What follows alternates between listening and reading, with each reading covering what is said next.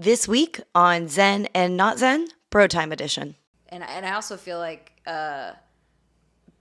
big aha moments happen when I'm in those places rather than when I'm in the higher places. So when I'm feeling high and great and it's just like, life's great. You know, I see these little things start to happen and this is wonderful. Life's but a like, Steve I'm not... Winwood song at that Fuck. Wish I could live that all the time. I'm living in a Steve Winwood song. BroTime.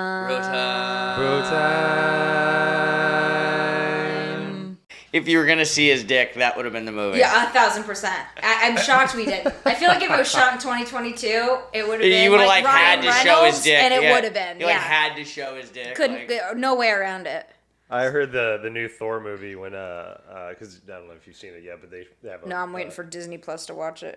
They have a full ass shot of Thor, and God so bless. Apparently, Chris. So that still stirs the Kool-Aid. Yeah. A married lesbian woman. I do love that man, Chris Hemsworth. He's got a soft spot in my heart. He's a straight dude. I can look at that. He's a good-looking guy, but it's like I don't want to see his ass. I wouldn't. That wouldn't be. If I saw it, I'd be happy about it. But I'm not in it for his ass. You wouldn't watch it. You wouldn't watch it like you'd watch a movie for a TV scene. Like waiting for like that scene. But if I saw it, I'd be like, oh, that was a nice little gift. Don't forget your cables. No, I fucking love Chris Hemsworth. But so in that movie, apparently they were gonna cut out that scene, but Chris had done so much work on his ass. He's like, you motherfucker, you put my ass in there. But so I think it was one of his assistants went to the director and was like, can you put it? Can we do this? Because he really put a lot of time into this. He spent 6 months really like into clenching. The way it works, it looks. Like how Kevin Bacon got himself hard. Exactly.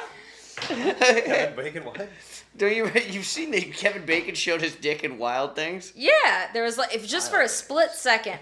I'm sorry, did you just say wild Things with a question mark? I don't know if I've seen that. Oh, thank you, Kinsey. I'm glad you knew this.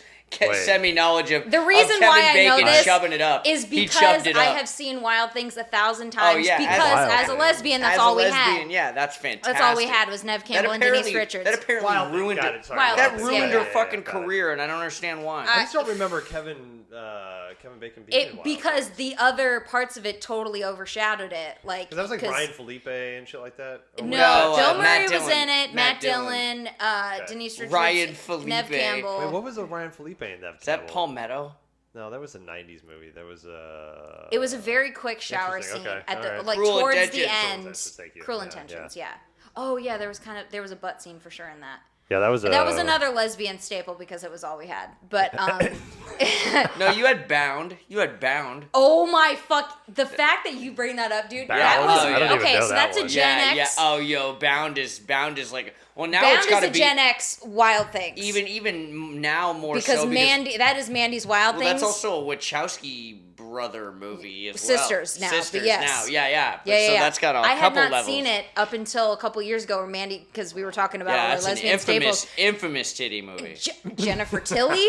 Should I call it that? Should I just call it that? Really? Oh my god! Yeah, Gina Gershon and Jennifer Tilly do like lesbian shit in that entire movie for 2 hours. It blows Wild Things out of the water. Yeah, way better. 1,000%.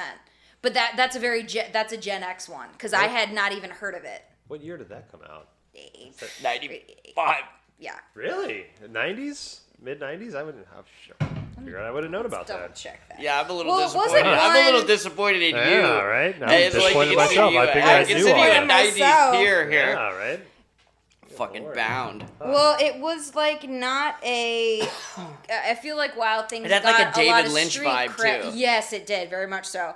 It was a little more. I don't even think I actually have seen that movie. Movie, I guess. I've just seen all the important stuff. 96. 96. All right, shit. Yeah, Bound, bro. All right, I'm gonna put that on my list. Do you?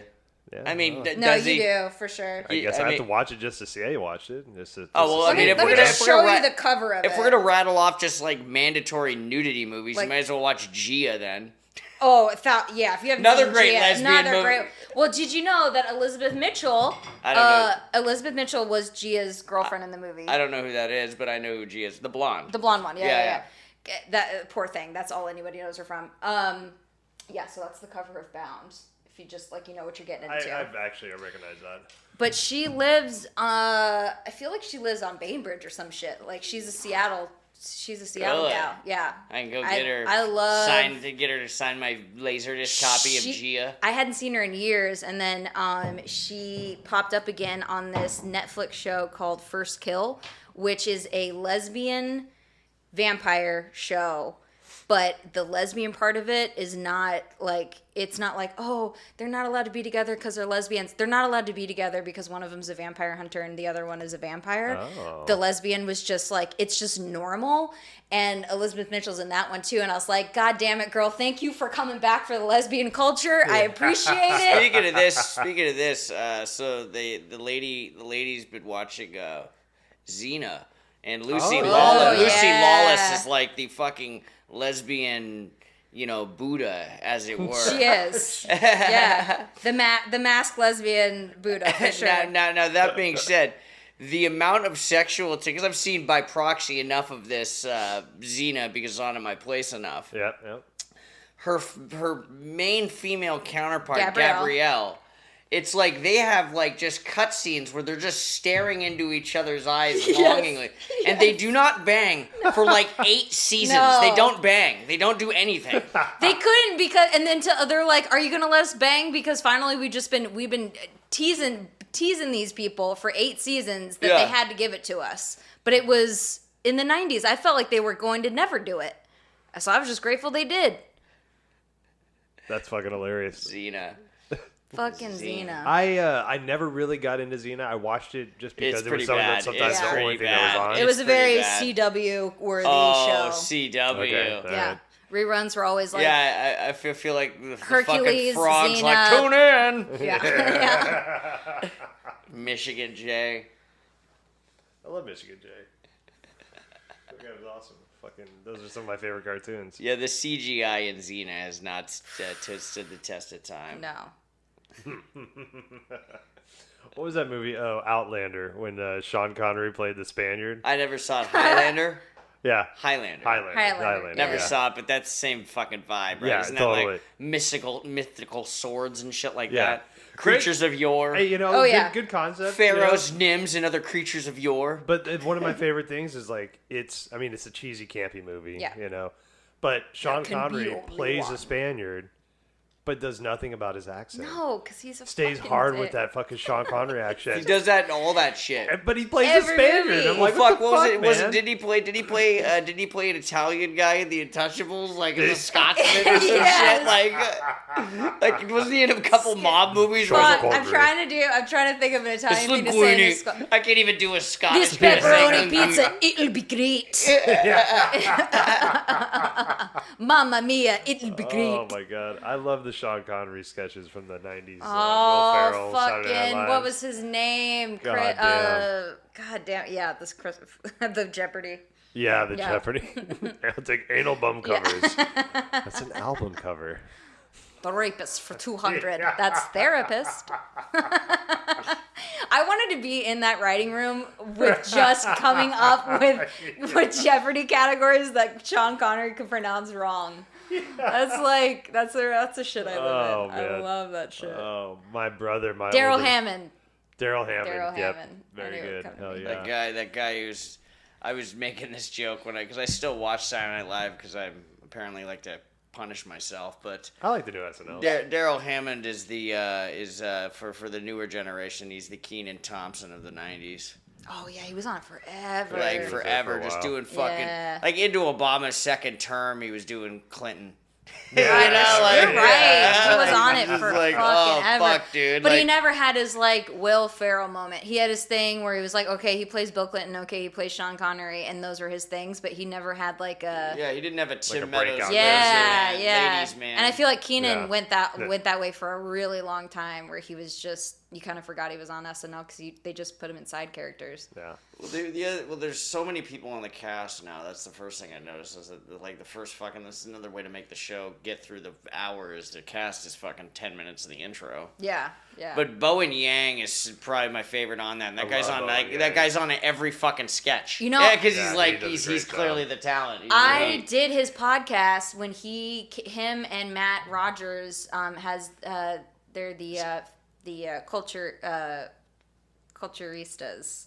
and they go through and do live shows called I Don't Think So, Honey, and then they take local comedians from whatever city they're in to come up.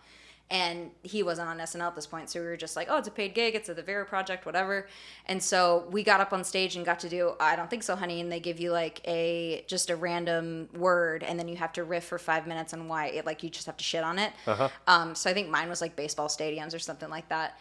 But yeah, me and all my friends did it, and then a year later he was on SNL, and I was like, what the fuck? We like hung out in the green with him. That's great. And Matt Rogers too. He's doing a bunch of shit. He's on a ton of shows now. But yeah, I was like, oh man, I was close. I was close to a SNL cast member. That's cool. Yeah, he's one of my favorite New York characters. Yeah.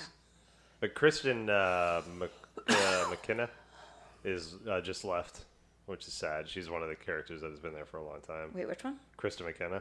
Kate McKinnon. Kate McKinnon. Yeah. I know. Yeah, we lost 80 Bryant. We lost Pete Davidson. Yeah, Pete. Yeah, he was on longer than I thought he would be. Yeah, I mean, he hasn't really been active in the last like season and a half, more or less. I do really love Chloe Fineman, who I feel like is I don't want to say the new Kate McKinnon because she's talented in her own right, but she is, her impressions are fucking bonkers. She is great. She can do everybody. Yeah. And she's funny as hell. The goofiness factor that she can put in there is really nice. Yeah. Yeah, fuck yeah. So with that, I mean, have you ever had stage fright? Yeah. Yeah? Yeah, especially if I haven't done it in a while. I kind of always have it like right before, like I don't have it like all day, and then about 5 minutes before I'll kind of get nervous and just feeling like, especially if I'm not feeling particularly show mode, like if I'm, like if had a long day or whatever, I'm like, oh, I don't know how this is gonna go, let's see, whatever. And then once I'm up there, it totally goes away. Yeah. Unless I'm like bombing. But even then, like when you're in the middle of bombing, you're like, well, this is all blackout anyway, it'll be fine. Right. Yeah. It's always like right before. Oh man, I feel like that though with teaching yoga. Yeah, still, it's like just that moment right before you go out. It is, and there's the different styles, and with hatha, it's more of it's a pre-calculated, like it's already figured out. Yeah. Like you just go teach the class. Right. With vinyasa, we're figuring it out. We're planning stuff ahead of time. So there's shit that I want to do, and there's playlists to make and all this shit. So there's I wouldn't say psych myself up or out, but there are like times where I feel like very nervous going into these classes. But as soon as I start teaching, we get into it. Everything kind of goes away. Yeah. And a person told me a while back, one of my teacher trainers, she said, "You're nervous because you give a shit." Mm-hmm. If you always walked in there just like brushing dirt off your shoulders, like get the fuck off me, I'm about to do this thing. You wouldn't. In the theater, we say use it. Right? Yeah. There you go. Right? Yeah. Work into it. So, I mean, that's what we're going to talk about today is fears, right? Yeah. Not necessarily all things that we're afraid of, but just fears in general. And we'll close out talking about the Mark Wahlberg Fear movie. We'll Fear movie. So good, dude. God damn, that dog, the dog's fucking that door dog head scene. Man. Bush was prominent in that soundtrack. Oh yeah, totally. Yeah, that was a great one. Yeah. Oh yeah. 16 Stone. Yeah. I dug that. That fucking album's great. Man. Get out of here with that Razor Blade. I like the second album. Dude, Razor Blade Suitcase sucked. Yeah, they had some hits, man. Dude, I appreciated that text about you going to Goodwill and seeing Space Jam and Da Vinci Code. No, not Space Jam. It was Da Vinci Code and Hootie. Hootie and the Blowfish. Hootie and the Blowfish, yeah. That's my boy. Practical review. Yes. This is a fucking You sent me a picture of it. Yeah. Yeah, so you texted me a picture of it. That's right. And so later the next day, we were at Value Village in Woodinville. And I was able to find Da Vinci Code right off the bat. Yeah, that's pretty easy because it's big. It's big. It's big. Yeah, you gotta actually like look for Hootie. Yeah, or Space And Jam. I was in the midst of looking for Hootie, and Monica finished up, and we had to leave. So I was like, God. Fuck. But I would have found it. They had a big CD section. I was only about halfway through. Dan Brown. Like, it, Robin might be onto something on this one. Totally. See, like, people don't really consume physical media the same way anymore. So I guess one of my fears is that I'm not gonna have jokes like that in 10 years. Yeah. That's a pivot, man. I'm sure you could find new material to fucking make fun of and talk about. No. If it ain't broke, don't fix it. Not at all. Well, of the fears that I have is, and I don't know why I'm afraid of this, but is heights. Yeah. Heights are fucked up though. Heights are fucked up. That's a pretty quote rational fear. Yeah, but I've been working on it. So I was in Alaska recently, and we did we went on a gondola ride. Those are trippy. Glass bottoms. Yep, glass bottom. And so like we, and the wind. I can't remember the height that we went up, but it was fucking high. And but I did okay. I was kicking it with we had a little 4-year-old with us, Luna. So I was kicking it with her. Monica and all the family were around and stuff, so I felt safe. Yeah. And so that was cool. And then, like 2 days later, I had an opportunity to go up into a small ass airplane. See, that's more bold. That's actually more. I saw you post a picture of that. I'm so proud of you. I was like, oh, motherfucker did that. Yeah. I'm not afraid of flying, but those tiny planes, you feel everything. I don't know if I jump. Like I've been in a seaplane, but I did that like as a kid. Okay. Yeah. Same kind of shit. I've heard that's really, really intense because just like you're landing on the water, so right? It's very like against where you should be for but landing. But that's the thing is like I was so young, I didn't really think anything of it.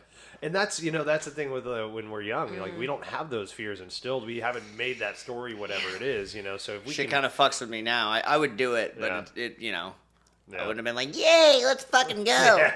Yeah, there are no fears. I just did like my normal voice when I do it because my balls still haven't dropped to 38. There are so many things that I was not afraid of as a kid that I developed fears as an adult because of those things. Like just hearing other people's stories or adopting, parents' fears of stuff. And like I was telling you right before we started about when I was at the beach, like I was in San Diego this last weekend. And I love it. Yeah, it was fucking great. Did you go to Trailer Park after dark? No. Oh, damn it. We were in a Pacific Beach area, so not really like San Diego, but yeah. But I hadn't gone boogie boarding since I was like 10, and I just remembered the joy I had doing that. So I was like, oh, we're gonna have like an extra day without my grandma there. I was like, I want to go boogie boarding, and the house we were staying at had a couple boogie boards, and I was like, all right, fuck yeah, let's do it. And I go down there and I'm like ready to do it. And then as soon as I hit the beach, like the power of the waves, I just had forgotten how loud it was and how strong it was. And it took me, 20, 30 minutes of going in at my ankles and then coming back out, going into my knees and then coming back out. But the chest feeling, I was just like, I don't know if I'm gonna be able to boogie board. Like I am so freaked out. And I remember having a conversation with myself in my brain of like, there are a sea of 8-year-olds around you, just having the time of their lives. This fear that you are having in your brain might not be real. And I remember just being like, if they can do it, I can do it, and I'll just make sure they're farther out than me. Yeah, you never still know. fun. Like if something happens, it'll happen to them first. And then I got in, and it was fine. I spent the whole day boogie boarding. It was great. But like I had to have that conversation of like, oh. I had to break every 10 minutes for sunscreen. Good for you. Like, because my skin was just... Well, you also have, like, fucking more tattoos. You had more tattoos than Uncle Jesse on Full House. Face just... And there's just nothing worse than getting on a plane sunburnt. So that was just not going to be my life. So I was very adamant about sunscreen. I think I told you guys about this on one of the other podcasts. When I got back from Hawaii the last time before COVID and shit, I got so sunburned the first day. I like fucked up and forgot. Or it'll ruin your whole trip, dude. Well, no, but the chick at the gas station goes, "What happened?" I'm like, "Oh, look, you haven't seen." I told you that, right? She goes, "What happened?" I'm like, "You've seen a ginger exist You've in seen the a world? white fuck get sunburned before." Holy shit! Yeah, I'll take the spam musabis and whatever. This weird regional soda.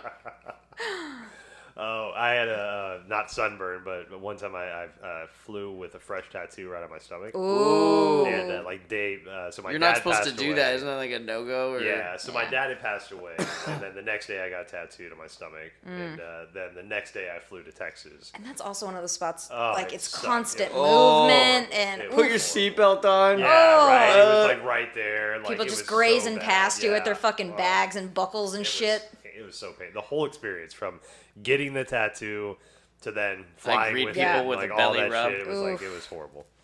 But so what you did with the inching your way into the water, right? So that's like a classic way that the therapists train people with trauma responses to fear now, right? Yeah. So take spiders. So if you're afraid of spiders, Sometimes they'll do it with MDMA or some kind of like chemical assisted therapy, ketamine, something like that as well. Yeah, MDMA will take the edge off quite a few of your fears. Well, that's the idea. It's like when you experience this thing now, you're not having those fear responses. Right. So that's one layer of it. But without that, they say, we were afraid of spiders, so they'll show you a picture of a spider, measure your fear responses, take as long as you need to get used to that, right? Yeah. And then from there, they'll bring in a spider in a cage and have that very far away from you, and then closer and closer, and then open it up, and then eventually you're holding it and you're not seeing spiders, right? Yeah. So they're slightly more measured than Maury Povich's lady who was afraid of cotton balls, so then the cotton ball man came right down the stairs. Or the poor pickle lady. I always remember the pickle lady. Aluminum foil guy. I still think of the pickle lady. Oh, man. But yeah, like the start of the day, I was literally having a panic in my chest, and then cut to an hour and a half later, I was breaching like the waves like a whale, just jumping over, having the most fun all by myself, so much so that a random man... You could just feel Swayze next to you going, great job, Kissy. Yes, I was like, Blue Crush life. I could do it. And there was a guy just on the beach that went up to Mandy, who was sitting next to us, and he was like, that girl that you're with really likes the water. Because I was just out there by my fucking self, grown-ass woman, just having the time of my life. But I had been looking forward to it so much that I was just not going to do it, but I was freaking out for about a half hour thinking that I might not be able to. And I was like, I'm going to remember this moment the next time I'm scared about something. Because it worked out fine. Nothing bad happened, and I had a great time. Yeah, it's funny because when we first brought this up, now I actually like know what the hell to say, quote unquote, on this one. But back in the day, I mean, quote, things that quote feared me or made me anxious. A lot of times, we'd always get like kind of buzzed, not necessarily drunk, but kind of buzzed. Yeah. Yeah. And it's just like now, and I'm wondering now. I mean, I was talking about skydiving yesterday, and it's like, would I do that again? I didn't get fucked up before I did that, but I think I had a beer. Yeah. Before I drove to the place. For sure. Seems reasonable. You know what I'm saying? But it's just like, Yeah. But there's the other thing is like, I don't really know, quote, outside of the basic shit about fear, heights and falling or whatever the fuck. Like, I don't really find myself putting myself in those situations anymore. Yeah.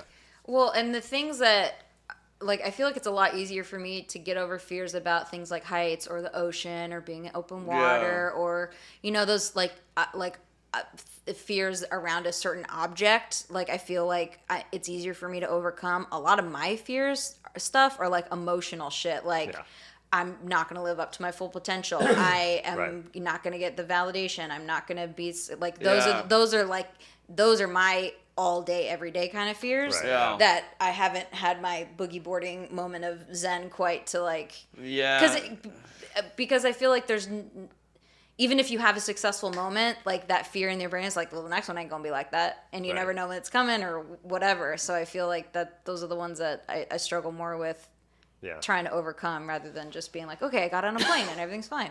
Yeah. Well, and I think that's, when we have the opportunity to do work on ourselves, that's where the work, like, is the shining light. Yeah. Is saying, hey, that's something to work on, those self-narratives. For sure. That's one of the hardest things for us to get past. But we can also, there's ways to use fear to our advantage, right? So back when medicine was snakes, literally like snake venom and stuff like that, one of the things that medicine shamans and, medicine folk back then would do is, so somebody would come to them and say, they're possessed or they have some illness or something like that, right? And so the medicine man or the shaman would take that person into, like, the pit of snakes, right? And it's like, oh my God, okay, so whatever snake bites you is the venom that's going to cure you, right? And they would put that person in that cave that's full of snakes. That's pretty savage. Right? See, I'm not scared of snakes, but I would be scared of snakes in that instance. Yeah, you're sick, you're not I don't like well, those Temple of Doom scenes. Well, and so here's the thing, right? So they, the person would, be freaked out, get bit by a snake, run back out to the shaman with the snake, and okay, so now we're going to make a serum from this snake venom, and you're going to be just fine. And a lot of times, they were fine, right? But what's happening was it's not the snake venom that cured them. It's the fact they put them in a fucking intense situation. Yeah. They made them believe that this is what's going to work and this is what's going to happen. That placebo. And placebo effect. Exactly. We believe the stories that we were told, right? We love stories. Humans love fucking stories, right? And so, they're told that story. And then back then, you know no difference. You think the voice in your head's God, right? You don't know any difference. So, so a lot of that too is like, what stories are we telling ourselves that either hold us back, or what stories are we telling ourselves that can change our entire fucking life just by the narrative that we change? Yeah. Well, Facebook and online's good for quote memes and one-line quotes of varying degrees of depth, but one of the ones that I actually did like was nobody sees you the way you see yourself. Yeah. Right? I'm like, oh, fuck, shit. Well, okay. Yep. I know that's like Heath Ledger as the Joker or whatever behind the fucking print, but that's a pretty deep one. I've kind of spiraled. I got really high one night and started thinking about being perceived just in general. And I'm just like, what if the person that I think I am, nobody sees that person and they all see this version of me that I don't want them to see. And then I was just like, what? And just like being perceived was just be like the most Bruce mind-blowing Willis in thing. Sixth Sense the entire time. Yeah, I probably spent 2 hours of a very, very intense mushroom journey where so whatever situation I was in, so real quick backstory on that. I was in a council of like elders with these like 6 or 7 different like godlike creatures. And they were scolding me for fucking up Earth. Ugh. Like, apparently it was my job to keep Earth in check, and Earth's getting all fucked up. And so they were like yelling at me. How many grams did you eat? Like 7. Oh, yo! Yeah, how long did that trip last? Probably 7 or 8 hours. Okay, yeah. And I was trying to like push it back on them, like, no, it's not my fault. You know, we're all in this together. And then so my punishment was, all of a sudden, boom, I came back to Adam that just ate 7.5 grams of fucking mushrooms. And I was no longer in the Council of Elders. I was half naked in my bedroom, or my living room by myself, the dog looking at me funny. The doors were open in the house somehow, and it was raining outside. And I'm looking around, and it was probably 3 in the morning. And I'm like, no one's going to ever be able to communicate with me ever again. I'm on my own. This is just my life. And I spent like 2 hours like that, like in this state of like, holy fuck, like what the hell's going to happen? Like nobody, I can't, how am I going to? That's the kind of fear that like permeates my existence. It was, but the thing is with those big intense journeys when we're on medicine, the thing that I've learned and that I've been taught and that has worked for me every time is when you have those fears, you show love to it. Yeah. And you find love and you experience the love. Like, so when there's the demons that come at you, when there's the self-doubt that comes at you, all that stuff, you show it love. But the interesting thing is I only remember that when I'm on fucking mushrooms. Right. I'll remember that when I'm like right here in my house in a perfectly safe place. Right. Non-chemically induced at all in my spiral of self-loathing about what the fuck am I doing with my life, Yeah. And I can't just remember, hey, Adam, just love yourself. I know. That was literally like one of the things I wanted to like talk to you too about, like you specifically about, because like I felt like I had this huge moment of awakening, within the past couple of years. And I remember that sense of like peace and calm and alignment that happened and that clarity that happened. And then thinking like, oh, I can hold on to this forever. And then it's just slowly started to get harder to get back to that place. Mm-hmm. And the fear and the anxiety and all that shit is starting to creep in again easier than it was, a year ago. Yeah. And then it's just like it's like defeating. Like like I'm doing it wrong, or I can't hold on to it, or it's not sustainable, or you get into those spirals of that self-loathing and self-doubt. It's like even when I thought I was at this really good place, I'm still back to where I don't want to be. Right. And it's just so I have the word remember tattooed on my fingers. Yeah. I think one of the things that humans are cursed with is forgetful memories. Mm-hmm. Somebody like Robin can remember the most random shit since like for decades, but we forget how to manage our own emotions from day-to-day basis, right? Mm-hmm. We live with them every single day. Yeah. But I think that's part of our work.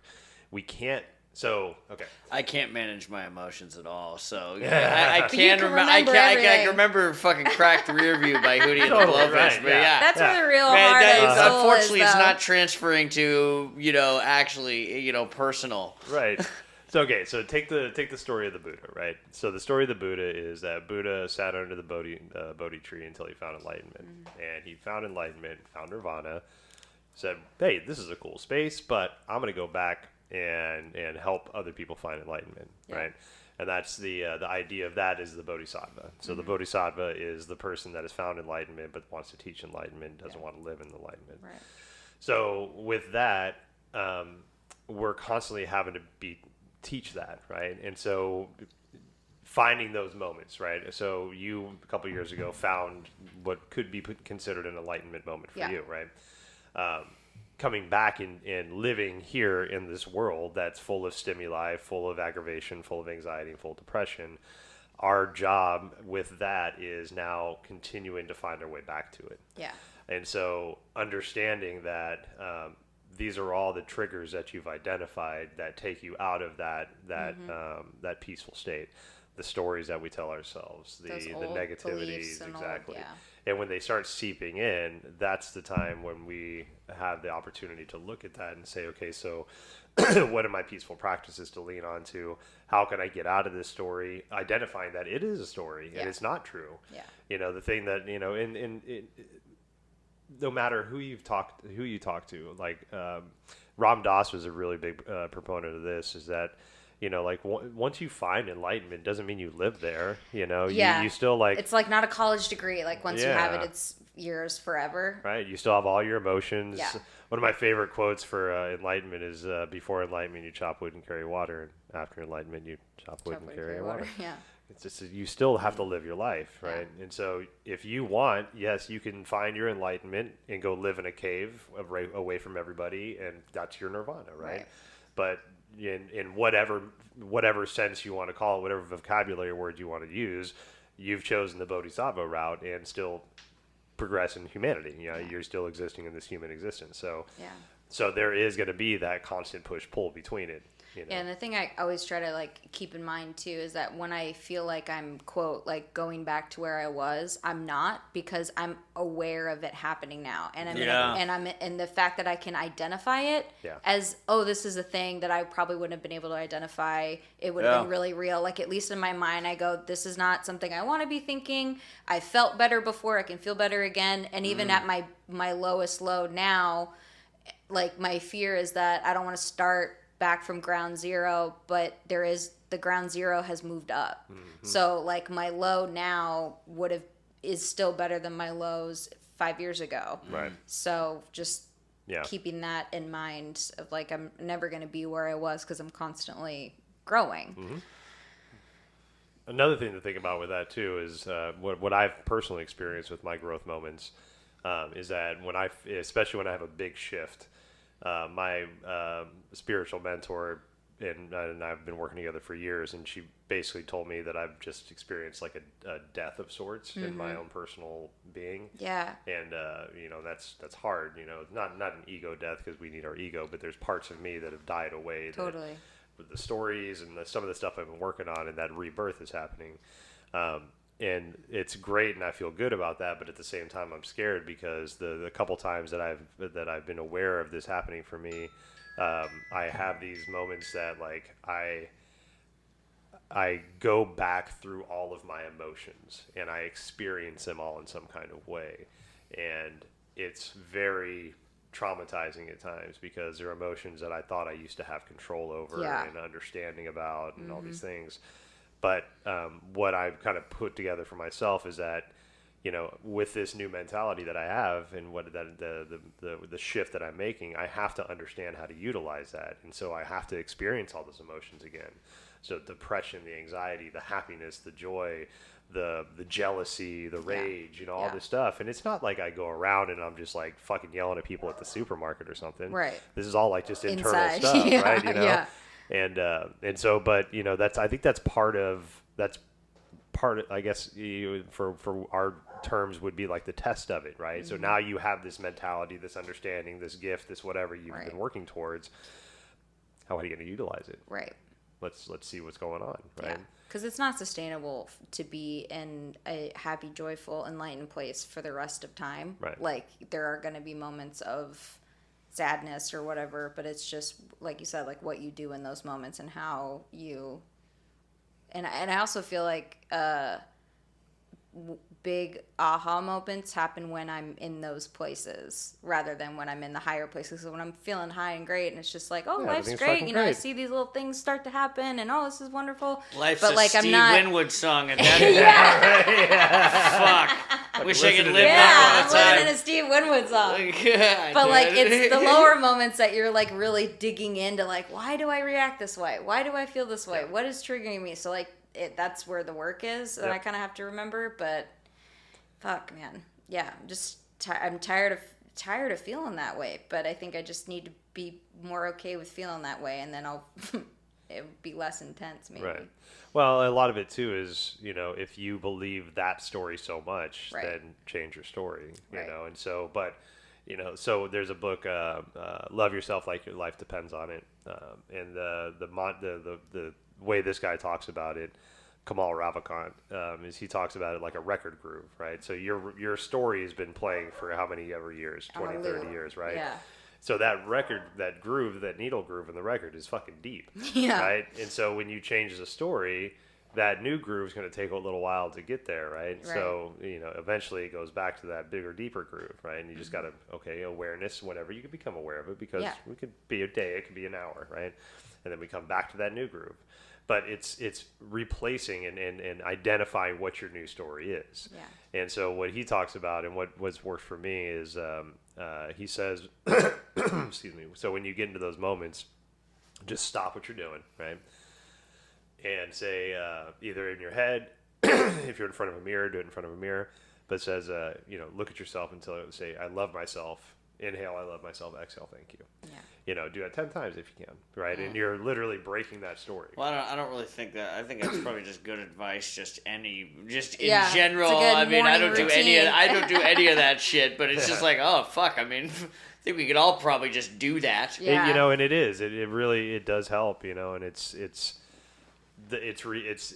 a personal mantra. And it can be whatever that is. But so having that, having malas that we wear, having the the rings or whatever it is, a lot of these things are just to remind us of whatever mantra that it stands for, right? And so that new story that we're telling ourselves, as soon as we figure out that like shit, okay, I'm in that loop of self-doubt and scarcity mode, okay, cool, I'm not going to shame myself for being there. I just understand. I'm not and gonna now beat up on myself because I'm myself, here. Thank you. Right. I love myself, thank you. Yeah. And just kind of change that groove and see how that works. Sometimes counting down from 10 or 5, is good just to like immediately shift and to like delineate a stop of it, but we have to give ourselves grace because a lot of times this is like 30 years of habitualness. Yeah. Right. It's not going to change overnight. It's going to take a little while to like, right. Yeah. And the fact that you said, you can hear yourself within this story and analyze it and be like, why am I here? Right. That's a huge fucking step. That's like people go to fucking psychologists for years to learn those skills. Like, when you said that shit, I'm like, fuck, man, good for you on your introspection to have that kind of shit. Yeah, right? I mean, no, it's like it's a good reminder to hear that too because I feel like I've been on this journey alone, kind of, because it is alone. But give yourself some fucking credit. Exactly, and I don't realize like how much progress I've made until maybe I talk to other people about it, and they're like, "Damn," or they'll give me more credit than I'm giving myself. And because I'm the one living with me every day, I'm like, "You need to be better about this. You should know better," and blah blah blah. We're always the worst on ourselves. Yeah, exactly. Yep, totally. So just like letting yourself off the hook. Yep. Because your enlightenment the only way I get moment, relief is letting myself off the hook. Yeah. Yeah. You got to. Yeah.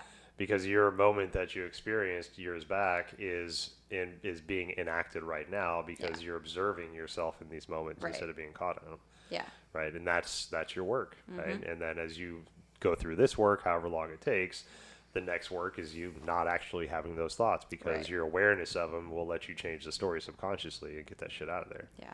I just did a couple of interviews with one with a hypnotherapist and one with a neurolinguistic programmer. And they basically, it's just using different stories to change the way we talk to ourselves and think about ourselves. And It's really fucking interesting. Well, it's crazy too, because like truth is perception. Yeah. Because you could, like, even within the same family, like, my sister and I have completely different memories, experiences, feelings on the same subject. Oh, yeah, same story. So, yeah. like, when you are feeling a certain way and you feel like, oh, this is the reality, remembering it's the reality you're making, because someone else could be in that same situation. And this person did this to me. It's right. like, did you actually talk to that person about it? And or oh my fucking god, I had no, you know what I'm saying? Like, like I didn't take it that way, or you know, like it didn't.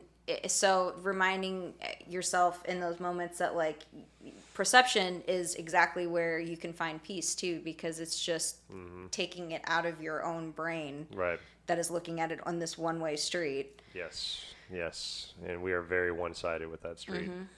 Yeah. Sometimes you got to flip the Maxell. Maxell. We'll still talk about cassette tapes. One of my favorite quotes I heard recently was, "Perception is 9/10 of the flaw."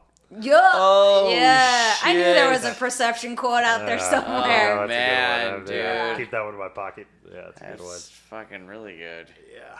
Yeah, it is. You know, and it is perception. You know, like it's like the way we learn. You know, we could sit next to each other in the same class. You know, from kindergarten through senior year, and still have different experiences. Of what we learn. Totally. And there's just some people in my family who just like don't fear failure. They don't care about failing. They'll try anything. They don't care about looking stupid. They don't care about what other people think. And so, like, for them, they live a pretty, like, chill life because... I don't have that. I don't have that freedom. I don't have that either, but it's true for them, so why can't it be true for like, me? And there's nothing can't different. I wear golf shirts every day? Right? Why can't I wear all white New Balances? Yeah, right? Yep, exactly. Totally. Pop your collar, man. Do whatever you want to do. Well, that doesn't feel very good. I just never really liked Tommy that. Bahama's When I used to do it ironically, I didn't really like the feel of a popped collar, to be honest. Did you rock like an Abercrombie or Hollister pop collar? Because that's a different vibe. I had to like buy collared shirts when I started working for this asshole. Oh, yeah. Oh, that's right. Yeah, Red Hook. I had a buddy that would wear 2 polo shirts and pop both of his collars. Well, growing 90s. up, That's it was 90s stuff. the inside. Oh, I guess it was 2 pop collars because I was like, one was popped on the inside and the other wasn't, but they were both popped. Well, 2 different colors. 2 different colors. Yep. He was a double popper. Yeah. Double popper. Oh my god. 2 colors. Yeah, he was a double popper then, man. Yeah. Oh my god.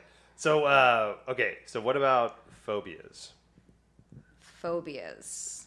Like so fear of heights is a phobia, right? Oh yeah. So, like the movie Arachnophobia with John Goodman. Is there one movie. Is there one for being late? Because I have that. Okay. That's real for me. I want to peel my skin off if I think I'm going to be like 5 minutes late. Are you always on time? There is. Early. Good for you. If not, but it's like I'll be so early I'll sit in my car for half an hour. But if I know I'm there, you'll waste a lot of time. Yeah, if I traveling, getting to the airport is very stressful for me. That's something I'm working on now. I'm just trying to like trust the flow. But like I want to be there 4 hours early because there's too many variables. I don't know what's going on. I can't control it, it is a real anxiety inducer. But you're never late, right? But like, why am I so concerned with being late? Like I get with travel being late and stuff. Shitty.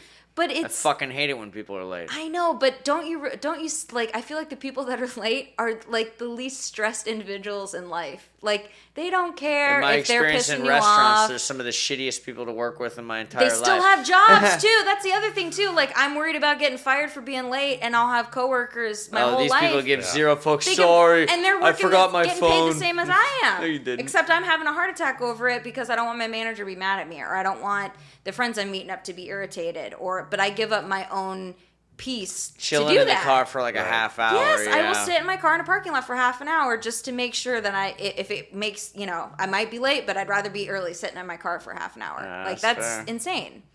Well, there's there's a couple ways. See, insane. So you can't frame it like that. Well, you're right. It is something that I deal with, and see, like right there, as we sit there and talk about this shit. I mean, I'll be the first one to be like, okay, it is unnecessary. Nuttier than a squirrel's cheeks in October. This one. But it's an unnecessary behavior that does not serve me always that I would like to change. Yeah, but it's rooted in my mind a good kind of thing. It's just it's how do you counteract that balance? Right. And my immediate fear would be you're going to be late to some shit, and then it's just like how fucking bad would that be? Yeah. You know what I'm saying? Like is that Is that the world payoff? gonna end? Is that payoff Yes. better than you just having a fucking sandwich and playing Pokemon Go in the parking lot Right. for 28 minutes because you got there way too fucking early? Yeah.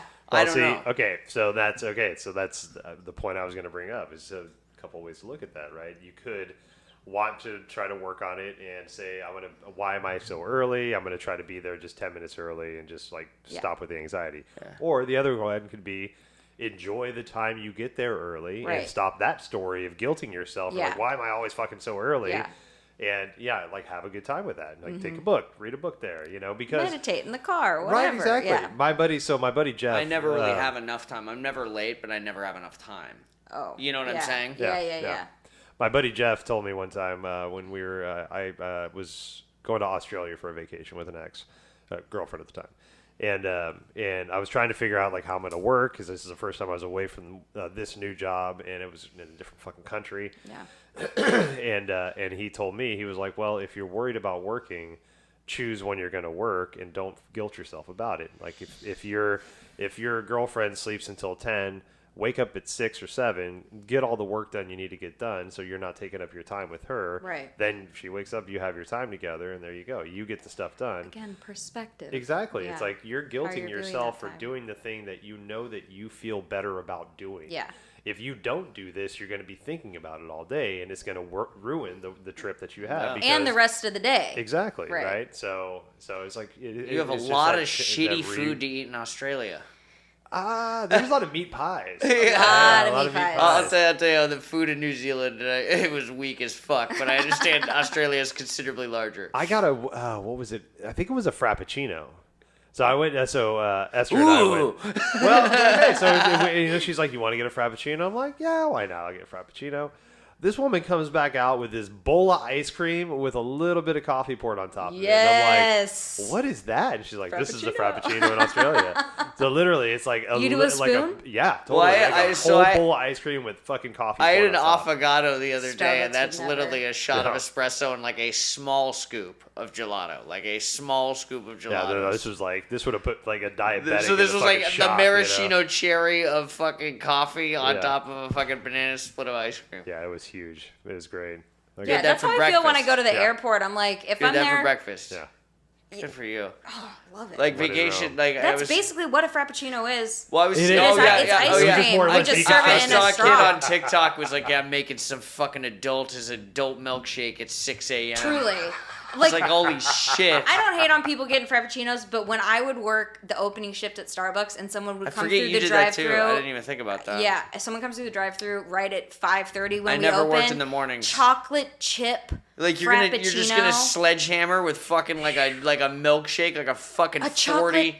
They don't even have coffee in them. Yeah, it's The, just the literally. strawberry literally. ones, there's a milk-based one and there's Yeah, yeah, coffee-based the- one. yeah, the so strawberry is just a chocolate chip strawberry one milkshake. and the strawberry one is just a milkshake. So all those are just milkshakes, and people get them at 5:30 in the morning. I'm like, they don't even have coffee in them. Do they think they're healthy? I think they just think they taste No, good. I Ventis, mean, like the shit tastes grown good. men. Shit tastes good. I mean, it's great. I love a chai frappuccino. Those are great. But see, this is the thing: is like, for me, it's like no shame in people's game for that. I'm a slighter individual, but it's like, Yeah, sure.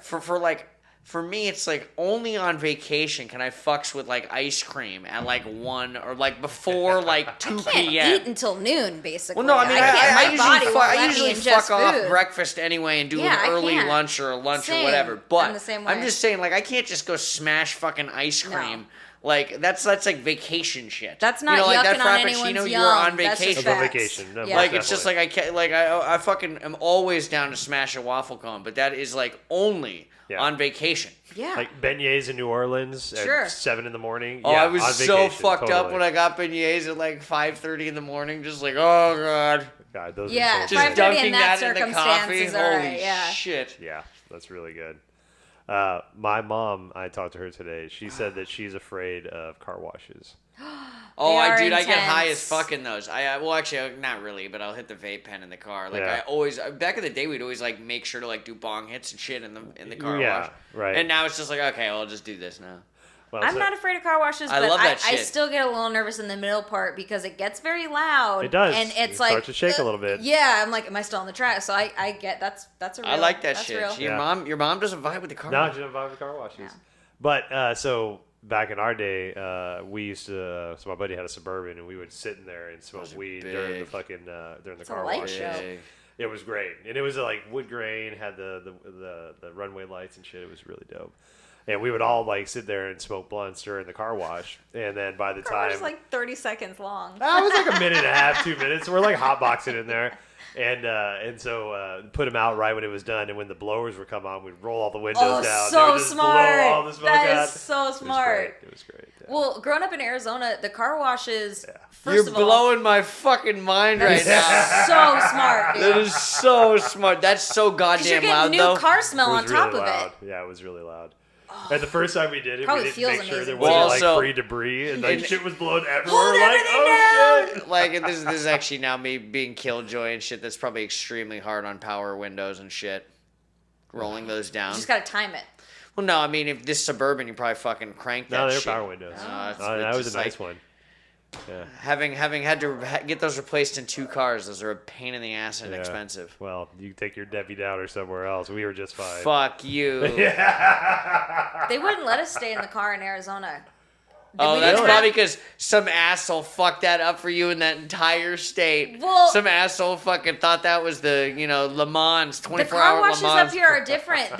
First of all, any car wash in Arizona, maybe because you get 365 sun, maybe that's why. They're always open, and they're huge, and you do not clean your own car. So you pay to have it taken through. You can't sit in it, and then someone takes 10 minutes to vacuum out your car, to shampoo it, all right. to do that. The only place that I found here, it cost thousands of dollars to have your car detailed, and you could just do it in 40 minutes in Arizona, and that was just part of the car wash deal. And I didn't realize that like all the car washes down here are all self-wash, so my car just doesn't get clean. Yeah, there is one in Kirkland, Rose Hill area that is like that. Yeah, Elephant is like Pink Elephant when that was open. That was kind of like that, but yeah, they run more like Pink Elephant than. I've been in the ones that you drive through where you go on the conveyor, and that's the one we're all talking about. Yeah. Where you guys have been in the ones. I've never been in the ones, and I've only seen them on movies and shit, where you just park your car and then the machine just moves around you. Yes, you know what I've I'm been talking in about? one of those. Yes, you know what I'm talking about? It's like a huge. Yeah. The car wash moves, moves, not the car. Yeah. Yes. I don't think I've been in one of those. Yeah. Oh, They're high tech. Yeah. High tech. That was one of my favorite things when I was a kid. We had one of those, like you were talking about, where you drive up and you give them the keys and then they would take it and you'd watch it go through. Yes. And they had like a little gift shop. And yeah, you get your little funny. That's where all the funny cards were. So we got all of our stock on funny magnets cards. And shit, yep. Tchotchkes. Yes. Oh, that's some good. That's some good old fashioned South shit. Let's go with the Babe Breeze package. Yeah. I love the smells. Afraid of car washes. What's your phobia, Robin? Well, I think of the shit well, first of all, I don't really find myself in situations that scare me anymore. But most of the time, it's just most of that rational shit. Like, I will, every time I'm on the fucking chairlift, go, yeah, if I lean over, I'm fucked. Yeah. Like, I'm at least, like, very, very hurt, if not fucked. Just when entertaining those ideas. And but they don't I can't ever shut that shit down. Like, I'm perfectly fine flying, even not drinking anymore. I was like, oh, let's see how that is. That wasn't a thing. I just like getting fucked up. That was the thing. Yeah. I was like, oh, no, it's okay, Robin. You still enjoy all this shit. It's just you're just not doing it just shit-faced all the time. Yeah, you remember this stuff now. Yeah. But it's like, I think about that shit. I mean, you just told me you had that fucking emergency landing and shit. But we got free booze on that flight. I'll tell you something. But that's the thing is like, takeoff and landing is when all the bad shit happens. And takeoff is the one that you got to be really concerned about. Because if shit goes wrong, it's like, okay, you're 1,000 feet off the ground. It's like, okay, we're going to just crash into whatever the fuck's right there. Let me tell you something. I have always... But I'm worried about that kind of shit, the very rational, linear shit. My therapist calls that catastrophizing. Worst case scenario, which I was also am and was very good at. But when that shit happened, when we flew out and the wing basically like came off, I was surprised at how calm pretty much everybody was, and myself included, because I was like, if we're going down, we're going, like, there's literally nothing we can do about it. Mandy was still reading her book. Like, she was the one that was, like, right by the window. She was still reading her fucking book, and I was like, tell me what's going on. She's like, do you like, there's nothing we can do. We're on our way back to the ground, so, like, we'll make it or we won't. And it's just like, did all I right. ever show you that video on Reddit of, like, it's everyone copes with plane malfunctions in different ways, and it's like, you know, obviously the plane's, like, shaky and stuff, and it shows all these people holding hands in a prayer circle, and this guy right in front of the guy who's filming it, you just see a fucking duty-free bottle of Woodford Reserve, and you just fucking cha-chung. You can see the bubbles just slamming. Hitting the bottom of it. It's like, fucking let's go. Well, Mandy and I were in the aisle, like, we had aisle seats right next to each other, and two of the girls next to me, they were, like, in high school, and then the mom and her son, so it was, like, the mom and all three of her kids were in our row. Mm-hmm. That mom was freaking the fuck out. Like, and I can imagine, like, her whole family's on the flight. And she was about the only one that was panicked. Everyone around us, the guys in front of us, both of them were, like, pilots. And so they're, like, also had kids, but they're, like, the pilot's doing what he can. Yep. And Mandy's reading her book. And so I just kind of sat there and I was just like, well, did you have your headphones in? I did, yeah. Were you listening to a podcast? I was watching a movie because it was on Alaska, so they had the Go-Go in flight. What was I watching? Oh, God. Oh, you know what? I was watching Conspiracy Theory. Conspiracy Theory. Fucking Mel Gibson. Conspiracy Theory. Melly G. Yes. Yeah, I just started it, and I was like, God damn it. That's great. You know, it's like that crowd mentality. Like, if enough people act a certain way, then everybody else is like, well, I guess it's fine. Nobody, people were taking pictures of it, but, like, no one was freaked out. Cool. The mom was kind of upset, obviously, but she was holding it in. Yeah. Like, she was crying a little bit, but everybody was calm as fuck. Even the flight attendant, like, I was like, did she understand what we said to her? Because she was like, oh, I'll go tell the pilot. Like, the pilot should probably know about it, first of all. Pilot rolls out the window. Yeah. Adjust the rear view. I guess we'll circle back. It was fucking crazy. Oh, that whole airplane moment. Yeah. That's great. Fucking hell. Well, all right. Anything else on fear? Chickens, not birds scare me. I mean, I'm not a huge fan of spiders, to be honest. I'm never just like, oh, great, there's a spider crawling on my fucking white wall. I just see a black spider on the wall. Yeah, if one's on me, I'm gonna scream a little bit. Oh. Are you a catch and release, or are you a smash? So no, I've got a very pronounced. You know, I do not destruct life outside the threshold of my house. But like, I've watched insects, like especially spiders. I watch them. Like, I'll open the door. I'm like, dude, you just walked in. Now now it's on. Now you gotta go. You got to go, and it's not gonna be nice. I ain't gonna be nice. I know we gotta end this, but I was hoping we could talk about that Mark Wahlberg movie. Oh, let's button it. Here we go. That I totally forgot. That's it. I had totally forgotten about that movie until y'all brought it up, and I remember how terrified I was of his character. Yeah. That last scene where everyone's breaking in. The dad in that movie went on to be like the fucking head guy in CSI. Yeah, and Amy Brenneman. Yeah. The mom? Yeah. Oh, she looked good in that movie. Yeah, she still looks great. She was judging Amy, if you remember that. Yes, she was. She's in a ton of shit now. But she's... Fuck, that was a springboard for everybody in that movie. Yes, it was. Yeah. Everybody in Except for the brother. I never saw him again. Or the dog. Or the dog. Yeah. Well, I suppose. Oh, shit! Alyssa Milano. Fuck, I was just going to say Alyssa Milano. Reese Witherspoon. Yeah, Well, actually, I would say, honestly, the only one who didn't trend up would have been Alyssa Milano. No, because then she went on to do, like, Charmed and all that other shit. Like, well, and she chose to step back, from what I understand. Yeah, she's got a bunch of shit, I saw her in her interview, and she was like, I realized that, she's like, I like acting, but I realized that acting gave me a platform to do what I really wanted to do, so she just, like, got famous enough for her, so she could, like, do the activism she wanted to do. Good for her. Yeah. Fuck yeah, man. And I was like, hey, I respect the fuck out of that. I guess, who else was in that movie? I guess the other bad guy that hung out with Mark Wahlberg, his roommate, I don't know what he was. The bearded guy. The guy who was banging Alyssa Milano in that movie. Okay. And then the friends who they beat up in the woods. Watching him run after people really freaked me out. Running in the woods. I just love that scene of him punching himself in the chest where he's like, he gets in the argument and then the dad drives away and he's just fucking sitting there punching himself. He's like, the roller coaster scene was a culture reset for me. It's the first time I ever saw anybody got fingered on film. Yeah, that's unfortunate because that one that there's, well, actually, I think that was probably my first film fingering as well. But that, with like what Is that like Amy Mann covering Wild Horses? It might be, but that's all I think of when I hear that song. And I've heard it Fun since Forest. then, and I just that was the old Fun Forest. That was at the Seattle Center. Was it really? That roller coaster and shit. There used to be a very shitty carnival where the Museum of Pop Culture is. That's where that was filmed. Oh, the infamous fingering scene from Fear. Wow. History made. The Fear fingering film. Hey, is this where Fear got fingered? Okay, great. Oh my god. Next time I go to EMP, I'm gonna look at that different. Oh, no shit. Fuck. Yeah, no, the entire, like, it was just in that main kind of promenade in between, like, where the EMP or the Mopop is on your way to, like, that shit. There used to be, like, you know, that weird-looking clown thing where you throw the balls at them. You gotta knock over Oh, yeah, knock them all down. Yeah, it's just like...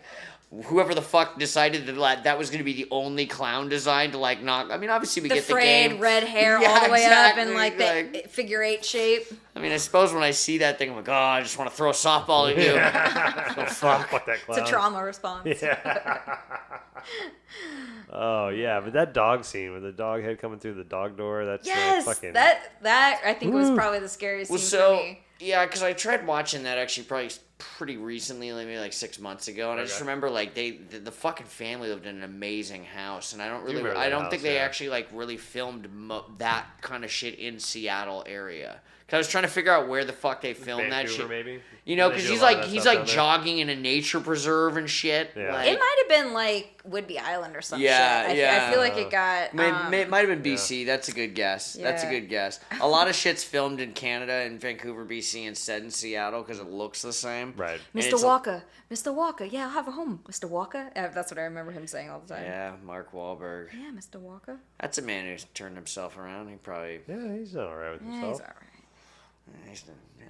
He, from my understanding, this is probably just a rumor, but unsubstantiated rumor, but I heard he has a attempted murder charge. Oh, very much like hate crime shit. Like aggro assault, I think. Yeah. I think he's just, He's a young Boston He's kid. a young Boston kid of a certain generation. I believe he also has a third nipple. Does he? I realized Harry Styles got 4. Yeah, I heard about that, yeah. Good for him. Quad, huh? I feel like that's some kind of luck in some cultures, right? Like having more than one nipple. I learned that from friends, I'm sure. Yeah, probably. Yeah. Chandler, the third nipple. It's lucky in some cultures. Don't like David Schwimmer. Are you afraid of David Schwimmer? Ooh, am I afraid of David Schwimmer? Do you have a David Schwimmer phobia? No, I don't. Okay. Did you ever see the movie Breast Men with David Schwimmer? I was literally just kicking out my brain. Breast Men? I believe it's like a docudrama movie. About plastic surgeons, about the guys who invented breast implants. Yeah. I'm not sure if it's a true story or inspired by true events or whatever, but David Schwimmer and the guy who was one of the bad guys on the first Bourne Identity movie. Chris Cooper or whatever. Mm-hmm. Is in Seabiscuit. Oh, sick drop. Yeah, fuck. Sick drop on this. That's all kinds of drops. That's all kinds of drops. The bad guy, one of the bad guys. Did you see David Schwimmer play Rob Kardashian in the American Crime Story? No, I haven't watched the OJ thing. When I parsed out, I had the option of watching the ESPN documentary about OJ or watching the David Schwimmer, Cuba Gooding Jr. OJ. It's worth watching. And I was like, okay, I'm going to give it like 12 hours. And the thing, both are good. As a Sarah Paulson advocate, it is worth watching because Who's Sarah Paulson? Oh my God, we have to end the podcast right now. Yeah. She's an actress. She's in a relationship with Holland Taylor. Who's that? Oh, buddy. Bosom buddies. Don't know what that is. Have you seen Romancing the Stone? No. Romancing the Stone, like the fucking movie from like 1988? She was also on The Practice. I remember The Practice. If you saw her face... you'd be just as frustrated with Adam if he was vocal on this mic. He doesn't know any of these fucking people. Anyway. Adam's like, oh yeah, Sarah Paulson I heard Romancing the Stone. I went to Romancing the Bone. And right Romancing away, the Bone. I'm like, she is this generation's Meryl Streep. Like, she's just a very talented actress, and she plays Marcia Clark in that. Oh, and Marcia the Clark. kind of the view of it is more out of the female lens rather than from like the OJ lens. So you get a different view of how America viewed Marcia Clark during that entire thing, and like the hair and whatever. Interesting. Here, this is what Holland Taylor looks like. You know who Holland Taylor is, right? Yes, but She was a professor in Legally Blonde as well. I haven't seen any of that shit. Oh yeah, totally. Yeah. Haven't But seen Sarah Paulson any. is this tattoo on my leg. She was on Coven. I mean, this is all like even that's not common knowledge. I know. This tattoo on my leg. She's a lesbian staple. Sarah Paulson is a lesbian staple. Oh, is she lesbian? Yeah, she's in a relationship with Holland Taylor, who's like 30 years her senior. So it like broke the lesbian community because we all have. Well, dude. our Okay. Well, mom issues. who's Oh, really? Because like lesbians have mom issues. A lot of us do, yeah. Oh fuck. Yeah. So like. Oh fuck! Well, like I didn't even dating know older that. women. Did you know that shit? Oh, I didn't even think about Yeah. any of this stuff. I didn't think about any of this stuff. There's a reason why I married someone 13 years my senior. Oh shit. Well, okay. So what about Ian McClellan's got to have a man who's got to be younger than him. I mean, he's old as fuck. Like you got to imagine. He fucks. I don't think he holds on to anything. You know Gandalf fucks. My point Gandalf fucks for sure. My point is, I think he plays it. My point is he's got to be 80, and that guy's probably not bopping a 72-year-old. I feel like gay men and lesbian relationships vary a little bit with the emotional attachment. There's a reason why like there's a stereotype of like U-Haul lesbians, like we move in like after a week with dating each other. Because we just get like Holy emotionally shit. attached because it's two women. Please tell me you have not heard of any of these. You haven't heard of any of this? Okay, so the next episode that we do, I'm just gonna lesbians stuff. Yeah, awesome. Dude, we might just need to cut it this one and we'll just start with Bound and just go from there. You've never heard like of U-Haul lesbians? No, none of that. Oh my god. So we need to start a base Beautiful. camp then. I love this. Okay, Lesbian 101 is Lesbian next 101 part. brought to you by Kinsey. That's next episode. Can't wait. Holy shit! I'm gonna come with all of the lesbian icons so I'm that you gonna need to go know. out of my way to not talk about learn anything about lesbians. No, for next don't do week. anything. Come clean slate. Not even come look at as you lesbian are. porno. Just one dick and one vagina. That's it. Until Good luck next week. finding that. Good luck finding that. Good luck. All right. Oh my god, now I'm excited. Great.